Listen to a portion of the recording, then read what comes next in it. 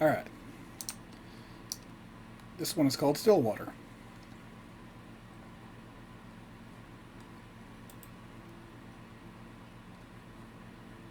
Oh, is there sound? I'm going to actually turn the volume up a little bit.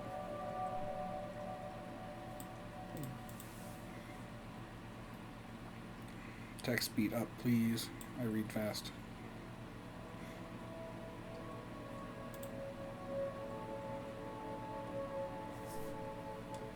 And that's fine.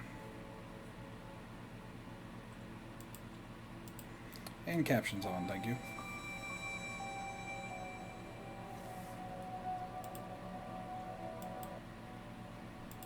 Oh. Self-voicing disabled. Let's leave screen shake on.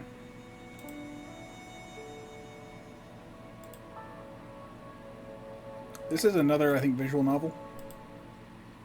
Work of fiction. Any resemblance to real-life people is purely coincidental. Your discretion is advice. Sorry, but I can't stay here anymore, Nina.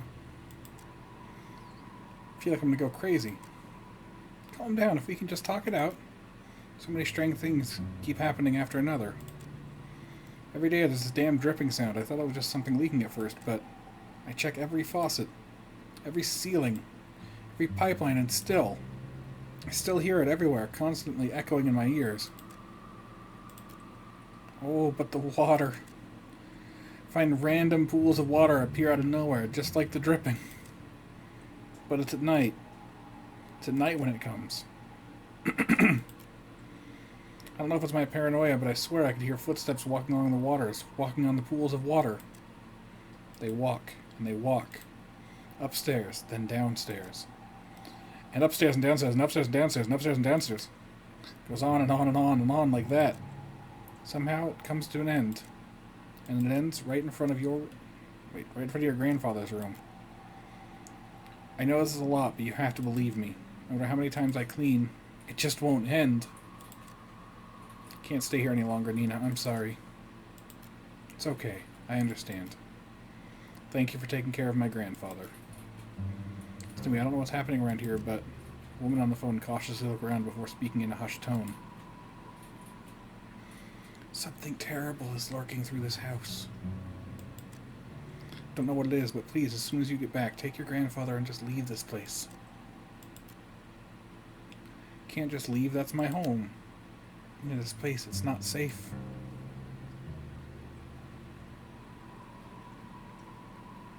Can't you just leave things like this? No, you can't just leave things like this. It's my home. It's my home. Phone hangs up. Amid a foggy morning, there sits a man in the corner of a booth. He drinks a black coffee and, depending on his mood, occasionally orders a donut.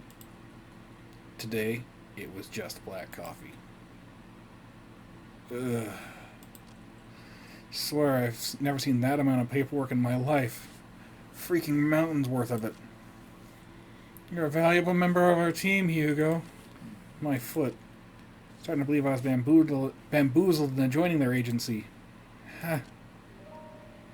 Hugo Laurent, age 30, takes a good look at his cup of joe and chugs it all in one sitting. Then continues to grumble to himself about the last night's grueling work at the office. Need to find a different job. As he contemplates his poor life choices, he looks out towards the early mist. Something inherently terrifying about the fog to him, how it engulfs everything and nothing. Even it disappears, it always leaves behind traces. Proof of it remaining. Even in a quaint little town like this, I can't run away from my fate, I guess. Stares at the compiled newspaper clippings he put together. Some of them from recent events, but mainly all were past headlines of missing persons. How many times I see it, still just it's hard to look at. Fixating case after case, he can't help remind himself there's a reason for all this. An all too personal reason. Seeing strange things comes with a price. In the end, I'm the one doing this to myself. Sounds rough. Mind if I join? So this is like more Lovecraftian themed by far. Knowing the familiar voice interrupts the train of thoughts. He looks up to see the one responsible, although reluctantly. Good morning, Hugo. Hugo scowls and returns away from him, gathers his files and shoves it back into the binder. Meanwhile, the tall man takes his initiative and sits at the opposite end of the booth. He greets the waitress and orders himself the hefty body breakfast special with an extra plate. As usual, the waitress is happy to oblige and goes back to the counter to relay his order. Man looks back at Hugo. He sees the empty cup and the jumbled newspaper clippings while Hugo's trying to ignore him. You really should eat something with that black coffee. Not ordering any donuts today? I'm fine, Noah. You're not my real dad. Just not in the mood today, okay? Not even a little? Momentary silence between them before Noah disturbs it once more. Too bad, I ordered a big breakfast for the two of us. Two? Since the world could grace Noah with an even more perfect punchline, the food arrives. That doesn't look too bad. I'd go to town on breakfast potatoes. Bacon, sausage, pancake, that's all good. None of that egg garbage, though. Why the hell did you order for two of us? Just eat what you want to eat. Don't worry about me. This looks delicious, right, Hugo? Are you even listening to me? Come on, we both know that if you don't eat now, who knows when you will, and I'm not about to let you faint again. So open wide! Noah de Leon, age 27, a natural-born charmer, just as equally persuasive as he is threatening. With a pensive look, Hugo finally gives in and eats a generous spoonful without further complaints. That's good. Right? Good food will always help cheer you up. Damn him, I got swept away again. Oh, by the way, Chief will be out for a business trip. She mentioned it will be for a couple of days. When did she tell you this? I didn't hear anything about it. Yesterday, I think. Yesterday? She told me to sort out the cabinets yesterday. She didn't mention anything to me about a business trip. I guess it was a pretty sudden one. You mean she did tell... Well, she did tell me to tell you. And lucky me, I know where you go every morning. You know what? I'm not surprised anymore. Well, what are you going to do? We technically have the day off. I'm going to head back to the office. A couple of boxes I didn't get a chance to sort out. In that case, I'll come with you. Why? You could just for the rest of the day. Or you could just rest for the day. Pass up this opportunity to get to know you better? Quit it. After an enlightening banter, the two of them finish their breakfast, pay for their meals, and head to Hugo's car. As Noah opens the door to the passenger seat, he notices a bloodhound sleeping on the inside. The dog stirs at the sound of the car opening and lazily stares at Noah. I'm sorry, big guy. Closes the door while trying not to make too much noise to disturb the occupant. Colby. Sound of his name, his heavy lidded eyes slowly peek to see who calls for him. And it is his one and only partner, his human. So finally realizing who he is or where he is, the old bloodhound stirs up from his sleep and pounces at Hugo, proceeds to wag his tail uncontrollably. Bark. Morning again, Colby. Have a nice nap? 8 years old. Most faithful and loving partner in crime. Sleepy dogs are good dogs. Aldous from the backseat chuckles to himself. He's amazed and defeated at Hugo's sudden surge of energy. Doesn't matter how many times I try, when it comes to boosting his mood, nobody can beat Colby.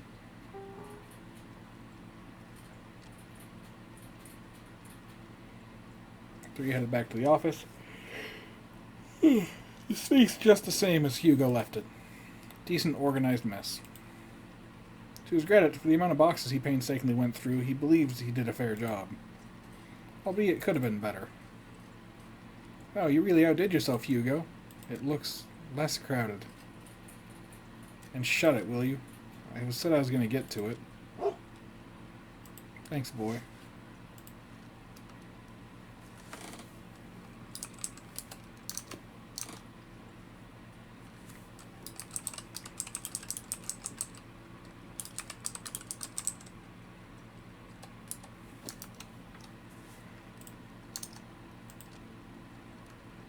Before Hugo to continue to give deserved head pats, he notices someone. A woman stands timidly, peering outside from the storefront. The woman appears to be a bit frantic. Disheveled and wearing ill-fitted clothes, she appears to be distressed about something. When she finally makes eye contact with Hugo, she immediately rushes in. I'm so sorry. I know the close sign is up, but I saw you come in and I... Are you alright, miss? I need your help. My grandfather, he... Before she can continue, Noah swiftly intervenes. It's okay, we'll hear what you have to say. So why don't you take a seat? Noah gestures to one of the empty chairs. Poor woman hesitates for a moment before sighing in relief. She then walks to the corner of the room and sits on the sofa. Can you start off by telling us your name? I'm sorry for earlier. My name is Nina Mortimer. I need help watching over my grandfather tonight. Watching over your grandfather? Yes. Sorry, Miss Mortimer, but I don't quite understand. Is he in danger? I'm afraid he is. She looks tired. Well, if that's the case, wouldn't contacting the police be better? No! Tried requesting their help, but they all gave me the same answer. There's nothing they can do about it. If only I knew who Lewis was. Lewis? Nina fidgets at the name, but she looks to the side before reaching from her bag to an antique letter. My grandfather received this cryptic message the other day. Didn't come with an address or the name of the sender. One thing he did pick up is that his name... Lewis, she hands over the letter. Her hand is shaking. Whatever lies in this note must have shaken her badly. Delicately, Hugo removes the contents and unfolds it. First glance seems like any normal written messages. Person named Lewis asking the other, Henry, to come meet him by the lake at midnight. Needing to share something important with him. However, what's eerily striking about the letter is not the message itself. At the bottom of the page, a sentence far more disturbing is written. I am coming for you, Henry. Were there any other letters like this? Yeah, a few of them. Thought it was a sick joke at first, but this one was different. Up until now, I've never heard of anyone by that name. Not a relative or a family friend. They clearly know who my grandfather is. If I don't do something about this, I'll lose him too. By uttering the words, Nina alone breaks down. Hiding her tear-stricken face, she begins to sob to herself. As an act of comfort, Colby sits down close to Nina while Noah fetches tissues for her. Hugo is puzzled, on the other hand. Very well could have been a prank, but she seems certain. Certain that whoever or whatever this Lewis person is, they're coming. Do you want more tissues? I'll do it. I'll take on your case. For a moment, silence fills the room. Only stares directed at him, Hugo, until Nina finally stands up and walks towards him. You'll take it? Hugo nods. Thank you, thank you. You don't know how much this means to me. We're glad to help, Miss... Nina's fine. Well, Nina, we'll do our best. Enter bag once more, taking out a note. This is my address. 1970 Church Street. Nothing bad happens on Church Street, ever. Sure to greet you when you get there, detective. Bows once more before heading into her car and drives back home. Out of sight, Hugo turns to look at his desk. Messy but presentable. Just have to sort these out later again. Car. Room. Ongoing downpour, the quiet hums of the car sit in silence. Miles off from destination, they check the rearview mirror. Noah, who usually chats his ear off, is completely still. Looks to the passing streetlights, reserved and distant. You're a lot quieter than usual. What's wrong? Surprised? Have you been looking at me, Hugo? No, you idiot. You just talk a lot usually, that's all. So you miss me talking a lot? Just say it. Didn't want to offend Nina earlier, so I kept quiet until she finished. But it's her last name that caught me off guard. Have you heard about the Mortimers? They're a pretty distinguished family. Well, they used to be. What do you mean? Struck with so many tragedies over time, people began to believe they were cursed or something. Every other year I would see a headline on the local news about one of the family members' death. You know what's strange? All of them have been labeled as Accidents. No foul play, no nothing. Just another unfortunate event for the family. Maybe I understand why she wouldn't go to the police. They probably thought she'd be perceive her as paranoid or hysterical. Or crazy. Can't imagine all of this for Nina. Most of all, who knows what we'll find there. Is that why you decided to come with me? Well, partially. I'm more worried about you, though. Think of it this way, I'm the appointed driver. When you describe some pretty reckless shit, I'll be there to drive you to the local hospital. Besides, two are better than one. I was fine with Colby coming with me. Heard that 3 is better than 2. Ugh.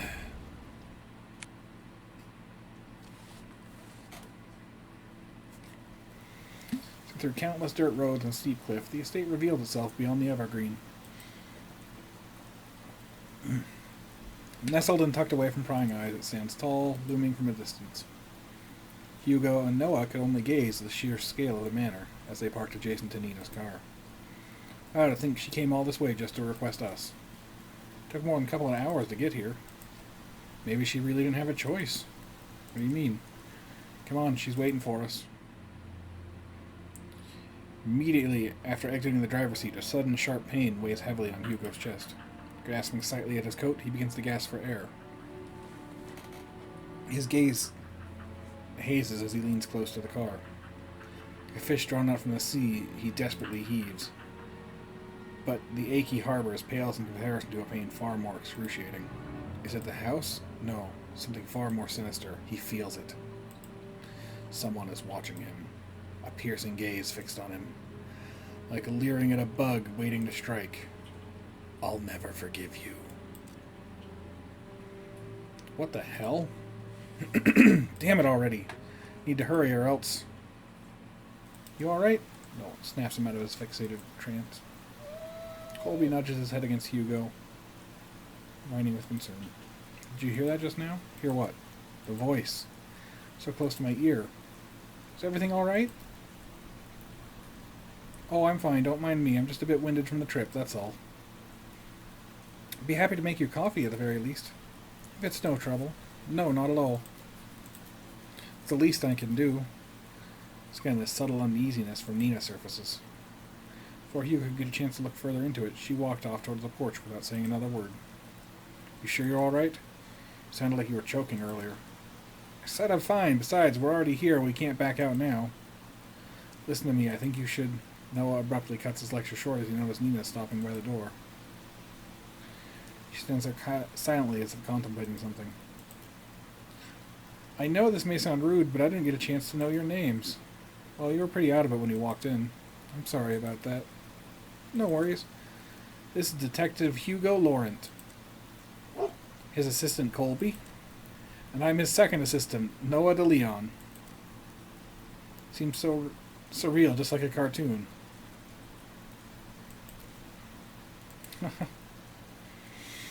Nina smiles, turns away. I haven't been honest with you, Detective Laurent. It's like before, as if choosing her words. In this situation, words are not enough. You'll see for yourself what I mean. Nina enters the house, leaving the 3 to follow behind. Hugo's about to enter when he feels a tug on his arm. Don't forget what I told you. If something happens, let me know right away. You'll be the first to know. With that, Noah releases his grip on Hugo. Proceed to head in, not knowing what waits them. Greeted with a brightly lit hallway, Hugo notices that the interior is just as grand. Adorned with floral accents and antique paintings, it excludes an elegant charm found only in resplendent houses such as this. Hugo notices something more distinct than the splendor. The house is much more terrifying inside than out. Please come this way. Bracing themselves, they enter the dimly lit drawing room. First glance, Hugo cannot discern the silhouettes situated in the corner. Closer inspection, he now understands the reason for Nina's unsettling vagueness. Grandfather, we have guests. Sitting on the armchair is a young man. He is dressed in a white collared-down dress shirt, tucked with black slacks and penny loafers. Staring at the window, the young man sits there, dazed, with little acknowledgement of the people around him. Still motionless like a doll. Grandpa, these are the people I spoke of. This is Detective Laurent and his two assistants, Colby and Noah. They're going to help us. Even after introducing him to the head of the Mortimer estate, Hugo and Noah could not help feel unnerved. And the four of them supposed to be frail and older than any of them. Yet here he remains, forever unchanging. Forever young. Come a long way, so I'll be making some coffee. Would you also like some, Grandpa? The young man does not reply back, never glancing at Nina or anyone else in the room, only fixed on the rain. I'll be sure to make a cup for you, too.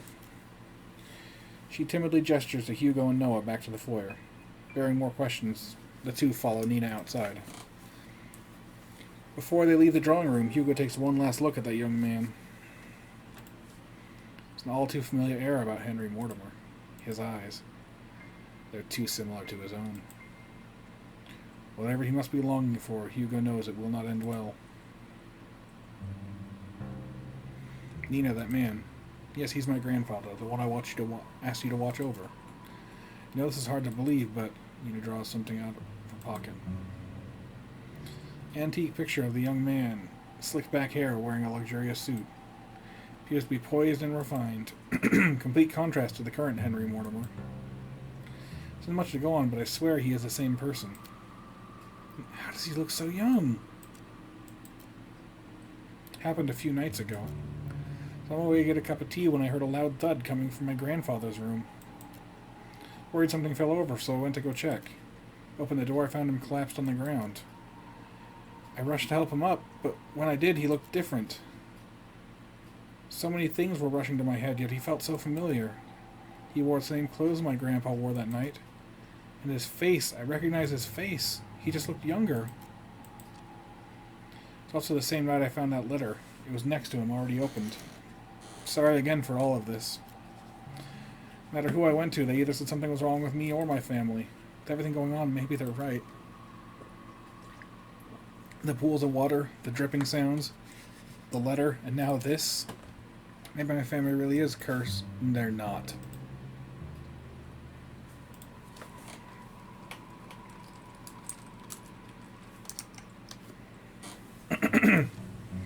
Curses aren't real.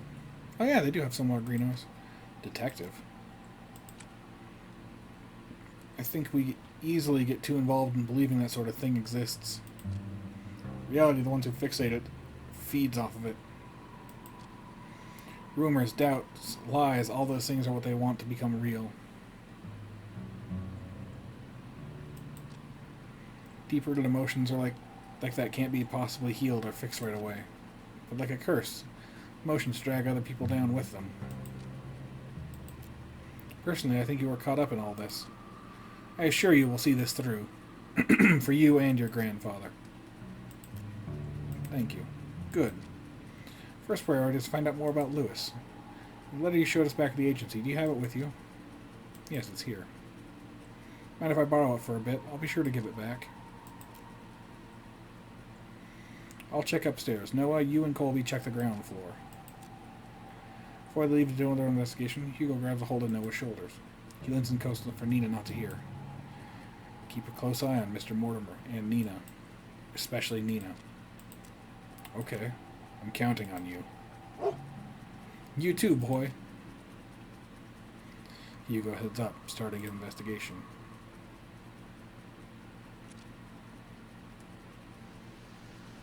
Vigorously searching through each of the rooms, he knew his findings would eventually leave him here. This is it. He walks towards the nearest lampshade and opens it. The lavish part of this house is. Customized shapes, drapes to vintage furniture. Everything here is extravagant. Like the interior Hugo has seen so far, he finds this one in particular reeks of it. Plastered wall to wall, the sense of gloom lingers. It's the room itself is moldering despite its preserved nature. Need to hurry, I don't want to stay here too long.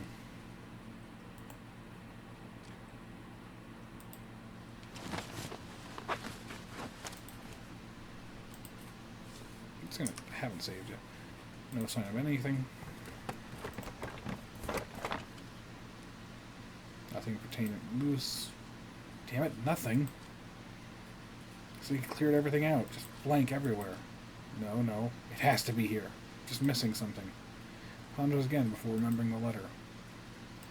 Proof I have Lewis exists so far. I'll try to read it again. He takes the letter out of the notice. He notices a change within. Bearing no forbidding threat at the bottom of the page. It looks just like a regular letter. What the? If you can't come, then I understand. It's pretty dreary after all. But I ask one last favor of you. Could you keep my locket? I know it's selfish of me, but I'd like you to have it. I'd be happy knowing it's with you. Thank you for everything, Henry. Forever yours, Lewis. Is the same Lewis? I thought he was the cause of all this. I don't understand. The sound of a click can be heard across the bedroom.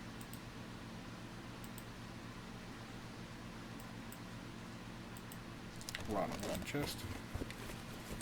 Bunches of notebooks and small trinkets. Old newspaper article. Young man found dead by the lake. An unidentified young man was found on the morning of XXXXX, 3 days prior to his death, according to the police. Word out of suicide. The police have claimed that the troubled youth drowned himself. Oh, ruled out as a... That's strangely written. Certainly a tragic loss. No claim of his body had been made yet. Lewis. By the corner of Hugo's eyes, he spots a glint buried beneath the clutter. A locket of brilliant gold. Shines unblemished, remaining a timeless luster. The safe's got a picture of a young man with glasses, smiling brightly. This must be the locket he was talking about. It's so pretty. Surprised it still shines like this in this picture. Why did he put it here? No, it might have been Henry, but why? Why would he store it away like this? What should I do? Oh, we finally get into some choices.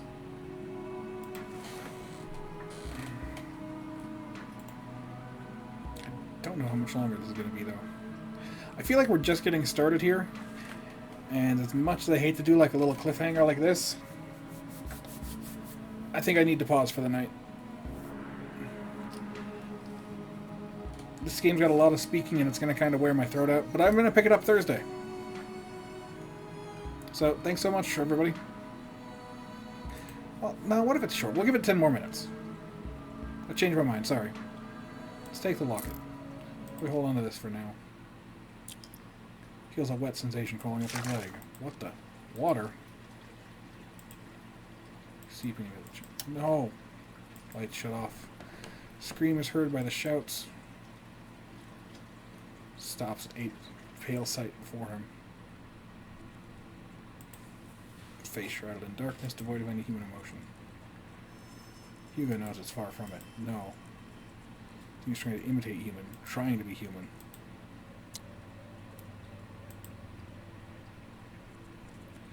Staring with him within, but this time it's drawing near.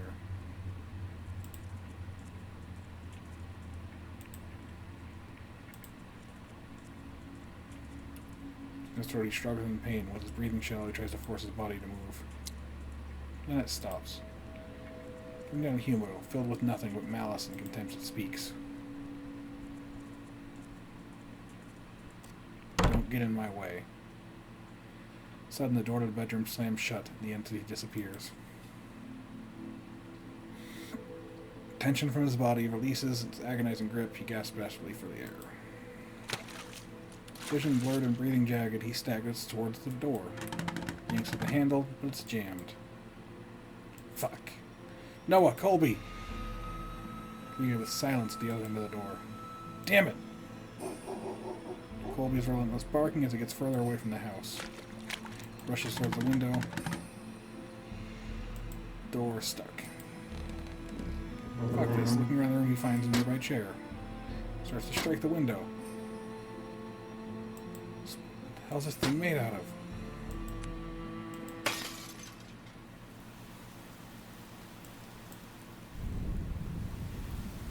No railing, but there's ivy.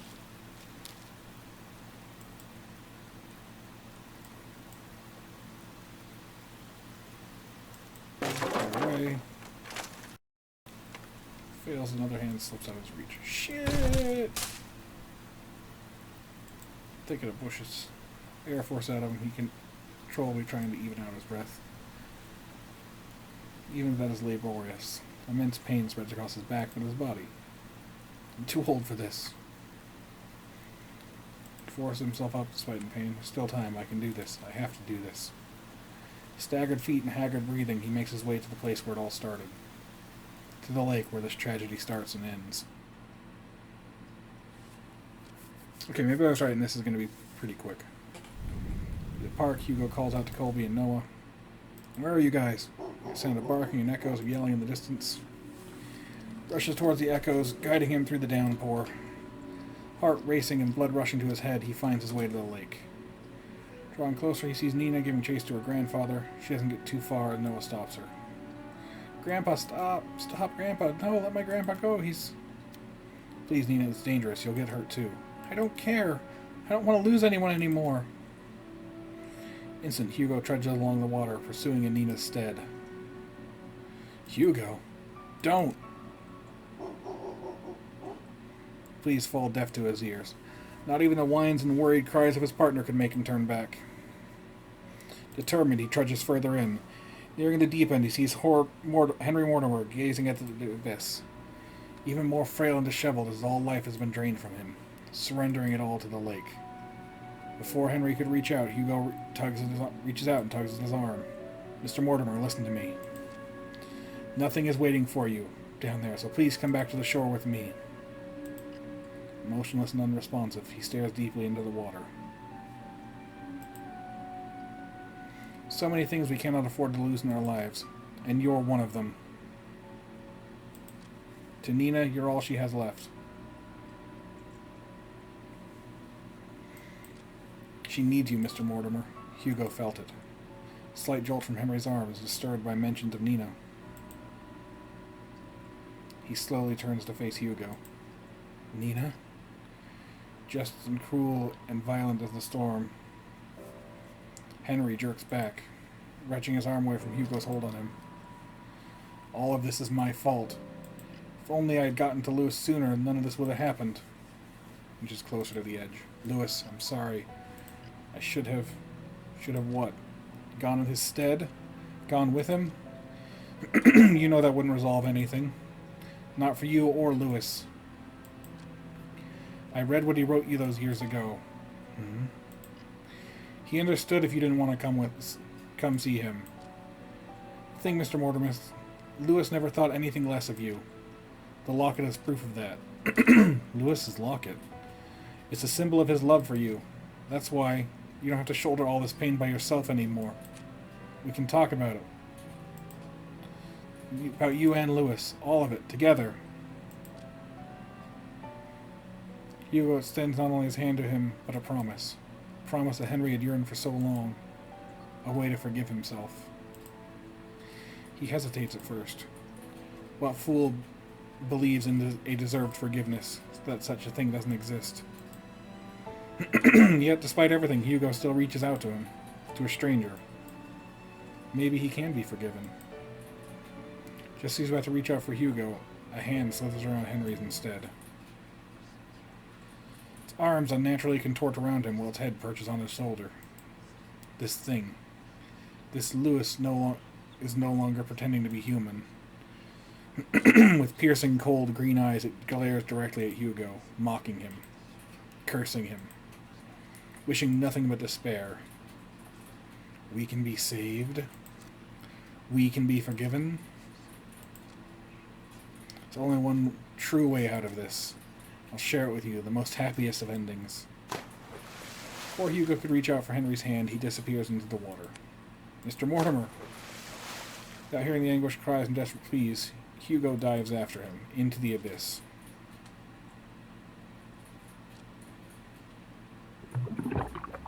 Plunging into the icy waters, Hugo feels shocks running rampant through his body, like spikes continuously piercing his legs to the tips of his fingers. Fiercely and unyielding, his chest tightens, his heart races as he begins to kick his legs. Hoping whichever way he goes, he'll find his way to Henry. Swimming deeper and deeper, he sees faintly sees a figure slowly descending in the darkness. She finally gets closer to Henry. Long, snake-like arms stretch across the void and grab at Hugo's neck, violently squeezing all the air from him. He tries desperately to wrench its hands away. Each struggle, Hugo's movements begin to weigh heavier and heavier. Lewis, where are you, Lewis? It's looking for Lewis. Digging deep into the coat's pocket, he grasps tightly in the hand the locket that Henry kept and had long forgotten, holding it out as it shines ever so brightly in the dark. Ah, there you are. Releases his grip on Hugo and instead reaches out for the locket. Taking a chance, he drops the chain and kicks it with all his might to grab Henry's arm. His heart burning and his body screaming, he swims desperately to the surface. Almost there. Just have to. The lights from the surface begin to blur. Hugo makes one last attempt to reach for it. His limbs worn out, so the energy spent. This is all he can do.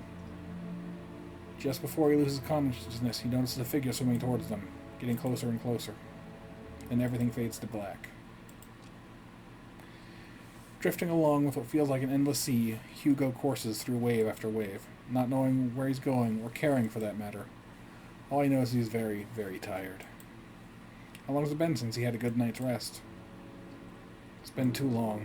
Maybe I should take that rest now. I'd like that so much. I agree you deserve it, but not here. Sorry for startling you. I just wanted to see you before I go. Lewis. You've done so much for me and Henry. Thank you. No worries.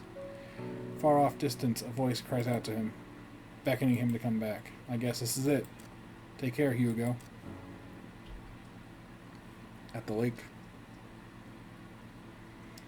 Eyes closed and his senses still returning, he feels the constant tugs and licks of a certain bloodhound.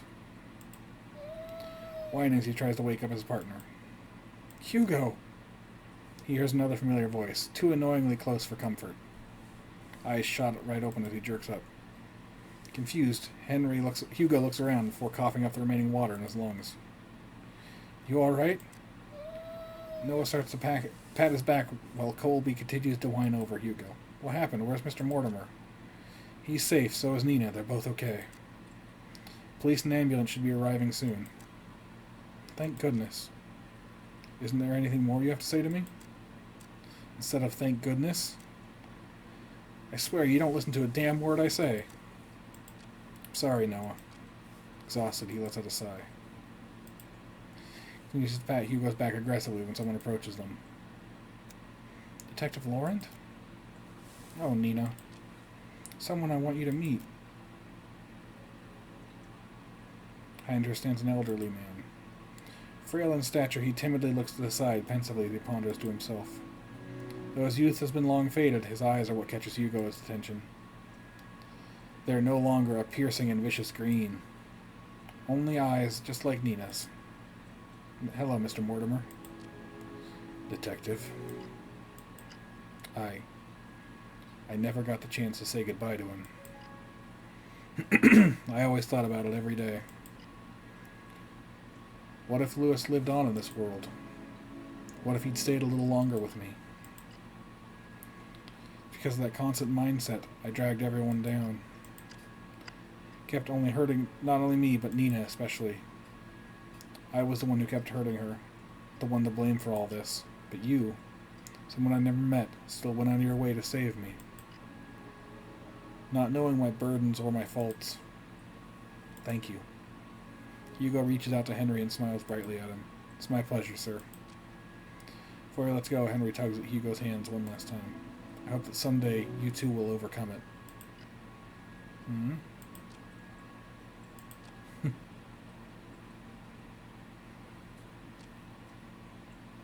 Next day at 8 a.m. Well, good morning, Hugo. You're bright and early. Good morning. Much fervor and haste, Hugo resumes writing on his notepad. Though, closer inspection, he looks like he's going to combust at any minute. You writing up the report? Without looking up, Hugo responds back. Yeah, for the most part. You still need to write yours, too. I will. Since I haven't had breakfast yet, and I don't like eating by myself. Let me guess. 2 is better than 1? Bingo! Wow, Hugo, you're really catching on. I'm so proud of you. Oh, shut it, will you? I swear, if I hadn't fallen off my goddamn window, maybe my report would have been shorter. Noah could begin to cut the bacon as he paused and mentioned Hugo's report. Oh yeah, by the way, mind what happened telling me to the Mortimer's window? I broke it. It's not obvious to me, but I don't understand is, why is it broken? How much it costs to repair a window like that? No, it was really dumb of me. Besides, I told Mr. Mortimer about it before we left. Honestly, I was expecting the earful from him. And the bill. And? Surprisingly enough, he said it was okay. What? You just called it a day after that? Thank you so much, Mr. Mortimer. If you broke it, you pay for it. Would you chill? Of course I'll pay for it. Each time I kept insisting, he just shrugged it off. We already went through a lot for them, so this was nothing in comparison. Ugh. You know what? He's right. For all we went through, I deserve at least a nap. Hugo puts down his pen and proceeds to head for the couch. Colby follows. We'll go have breakfast. I'll eat later. It's nap time now. I like Hugo. Sets aside the food on his desk and joins the two at the couch. Getting old. I mean, you are old. Shut it. Colby whines, asking for head scratches. Sorry, boy. Hugo scratches the back of Colby's ears and he leans in closer to Noah. No, I'm glad you came along yesterday. Hmm? Oh, what's this? Getting chummy with me now? Call it chummy or whatever, but I really mean it. If you hadn't saved us back there. Look, I told you before. I'll be there whenever you need to get yourself into reckless shit. Noah's dead, isn't he? Besides, didn't you say this is nap time? Get some rest. You deserved it. You too. Calming silence fills the room. Three fall into a sleep. No parties or celebrations. Just comfort, small rewarding night's rest. Good end. A night's rest. Thank you for playing. Alright.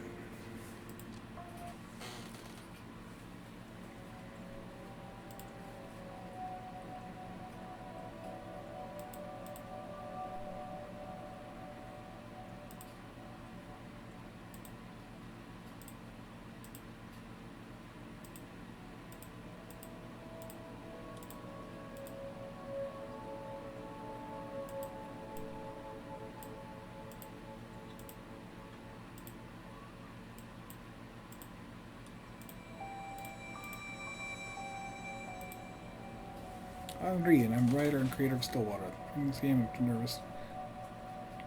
Love a detective. Throughout me with all the high school years. I think I'm going to draw him. To me, there was always from the beginning. For the opportunity, I don't think we'd ever debut as lovely assistants Colby and Noe.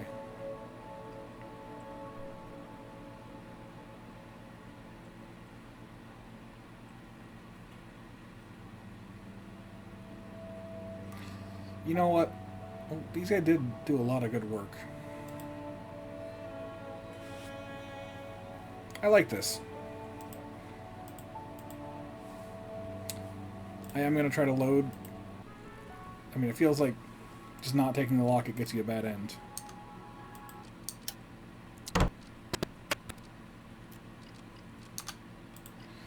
Lewis is waiting for me. He's waiting for me to come home. We usually reach out to Henry if he just be under the water. Mr. Mortimer! Hugo dives in after him.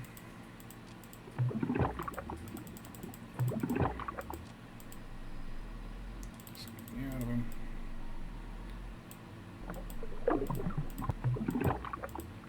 Swallowing him and embracing him. Let's share this happy ending together.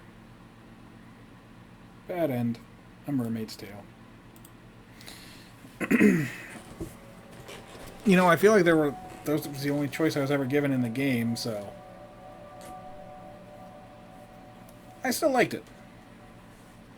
Glad I decided to finish it up. Thanks so much for watching, everyone. Till next time, take it easy.